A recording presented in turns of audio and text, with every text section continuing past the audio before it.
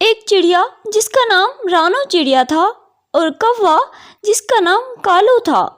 वो दोनों साथ में दूसरे जंगल जाने की तैयारी कर रहे थे, क्योंकि इन दोनों के घर तेज हवा की वजह से टूट गए थे।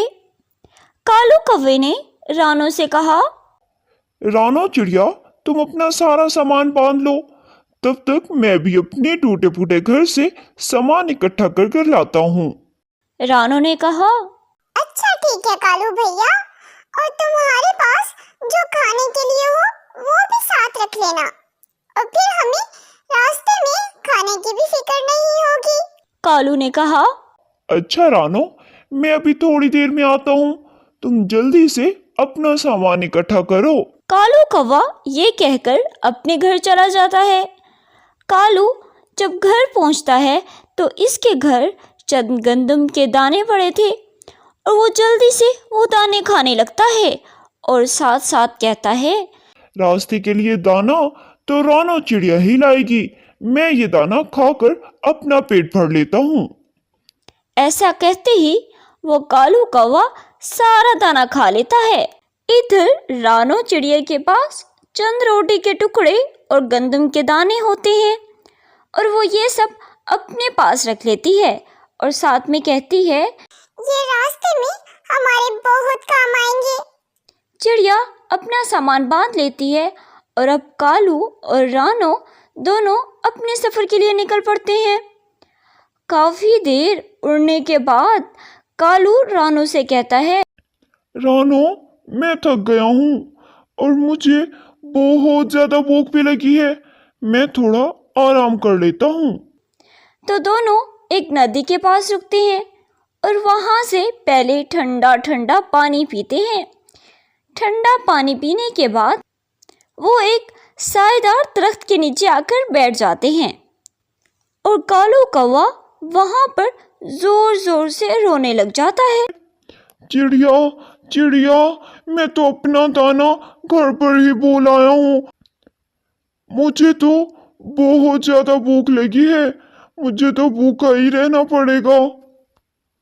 रानो ने कहा, कौवे भैया, तुम फिक्र ना करो, मेरे पास दाना है और एक रोटी भी है, तुम मेरे से ले लो।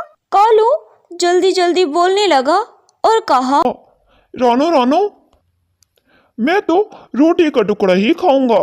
रानो ने कहा, ओके कालू भैया, तुम रोटी का टुकड़ा ही खा लो और मैं दाना ही खा लूंगी। फिर ऐसे रानो दाना खा लेती है और कालू रोटी खा लेता है। दोनों फिर से उड़ने लगते हैं और वो दोनों बहुत दूर निकल जाते हैं। धूप तेज हो रही थी, इसलिए वो दरख्त की छांव में कुछ देर के लिए रुक जाते हैं। रानो को बहुत ज़्यादा भूख लग रही थी।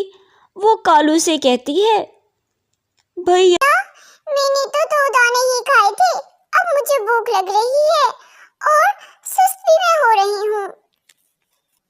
अगर अब हम यहाँ दाना ढूंढते हैं तो हमें बहुत ज्यादा वक्त लग जाएगा। अब हम क्या करें? कालू ने कहा, अच्छा चिड़िया, तुम यहाँ बैठो, मैं वो सामने वाले घर से दाना मांग कर लाता हूँ और फिर हम वो दाना मिलकर खा लेंगे। और फिर कालू ये कहकर वहां से चला जाता है और एक घर के दरवाजे पर दस्तक देता है और वहां से एक तोती बाहर आती है। तोती ने कहा, कौवे भैया, क्या हुआ? मुझे तो आप मुसाफिर लग रहे हो।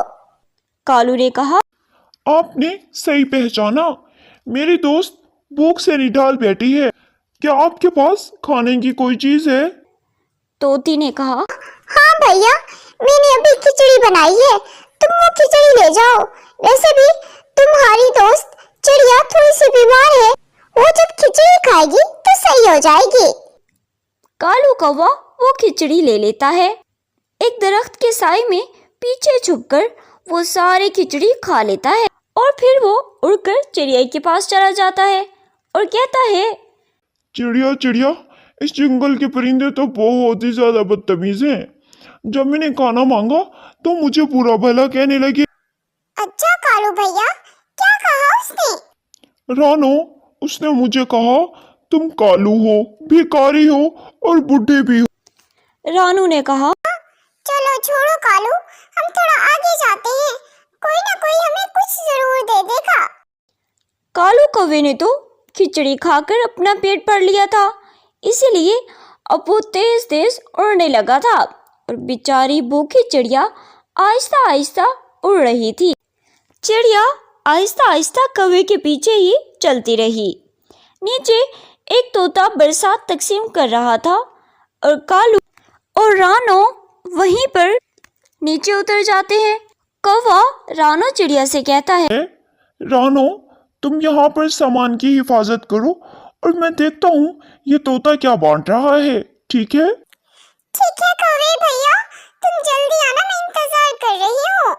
चिड़िया सामान की हिफाजत करती रहती है और कालू कौवा तोते के पास आ जाता है और वहाँ पर और भी परिंदे बरसात लेने आए हुए होते हैं, वो भी लाइन में लग जाते। थोड़ी देर बाद कालू कौवे की भी बारी आ जाती है। कालू कौवा कहता है, तोती तोती, एक लड्डू मेरी दोस्त चिड़िया के लिए भी देना। चिड़िया? अच्छा चिड़िया, वो चिड़िया कहाँ है? कालू ने कहा। चिड़िया वो उस दरख्त के नीचे हमारे सामान की हिफाजत कर रही है। तोती ने कहा। अच्छा ठीक है, अब 2 लड्डू ले जाओ, एक आपका और एक चिड़िया का। कालू कौवे ने एक लड्डू वहीं पर अपने मुंह में रख लेता है और दूसरा रास्ते में ही खा लेता है। चिड़िया कालू से पूछती है, कालू भैया, तोती क्या बांट रही थी? कालू ने कहा। चिड़िया वो तो बीमार परिंदों को इंजेक्शन लगा रही थी, वो डॉक्टर है, उसने तो मुझे भी टीका लगाना चाहा, मगर मैं तो वहां से भाग आया। मीनू ने कहा। मगर कालू भैया, तुम्हारे मुंह में क्या है? कालू ने कहा। कुछ नहीं, मेरे मुंह में तो गोली है। मैंने उससे कहा था मेरे जिस्म में बहुत ज्यादा दर्द हो रहा है, इसलिए उसने मुझे एक गोली दे दी। मीनू जान जाती है कि कौवा उसको धोखा दे रहा है, मगर वो फिर भी चुप रहती है और वो फिर से उड़ने लगते हैं। अब इन दोनों को पहाड़ों के रास्ते से गुजरना था, जो कि बहुत ज़्यादा खतरनाक रास्ता था, और रास्ते में ही एक चील सामने आकर इनका रास्ता रोक लेती है। चिड़िया कालू से कहती है, कालू, अब क्या होगा? चील तो हमें खा जाएगी। कौवे ने कहा। चिड़िया तुम यहाँ रुको, मैं कुछ करता हूँ। और फिर कौवा चील की तरफ चला जाता है और वो चील से कहता है, चील जी, मुझे सब मालूम है, आप भूखी हैं, मुझे मत खाना। वो चिड़िया जो मेरे साथ है, आप इस चिड़िया को खा लो, इसको खाने से आपका पेट भर जाएगा और इसका गोश्त भी नरम नरम है। चील ने कहा। अच्छा ठीक है, मैं सच में बहुत भूखी हूँ, तुम इस चिड़िया को जल्दी से जाकर लेकर आओ। इस बार चिड़िया भी छुपकर कौवे के पीछे आ जाती है और इसने सारी बातें सुन ली थी और फिर चिड़िया वहां से जल्दी से भाग जाती है।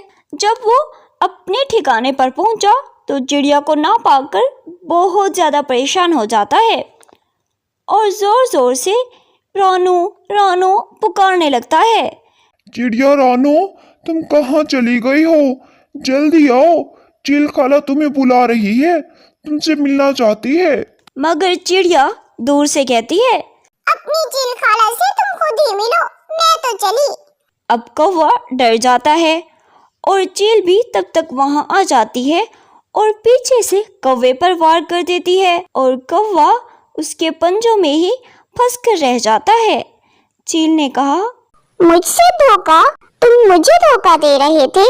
मुझे धोखा देना इतना आसान नहीं है। चिड़िया तो भाग गई, अब मैं तुम्हें खा जाऊंगी। चील जल्दी से कौवे को खा लेता है और इस तरह कौवे को धोखा देने की सजा मिल जाती है।